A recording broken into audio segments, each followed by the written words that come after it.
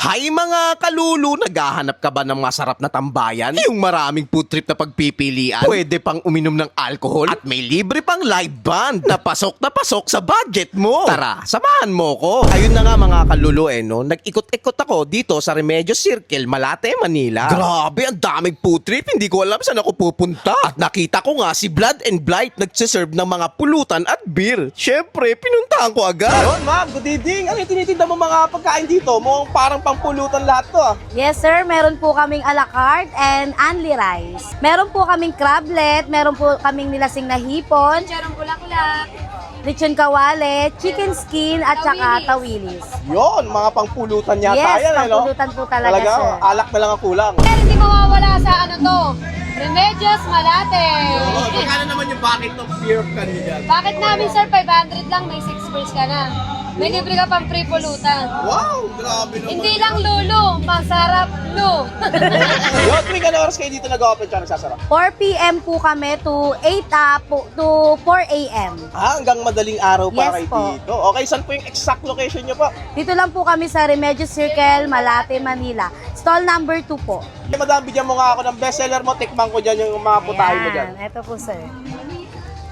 Ganyan. Blood and Blight Food Hub, mapapalulo ka sa sarap. Ayun mga kalulu, nandito tayo ngayon sa may Circle Remedios sa may Malate, Manila at nadaanan natin itong Blood and Blight, di ba? Mga tintinda niya dito, napakadami, mga pulutan style, mga prito tulad nito, crablets, tawilis, tapos tawag ito, nilasing na hipon, di ba? Pati yung hipon dito nalalasing. Tapos meron din silang enoki, di ba? Grilled enoki.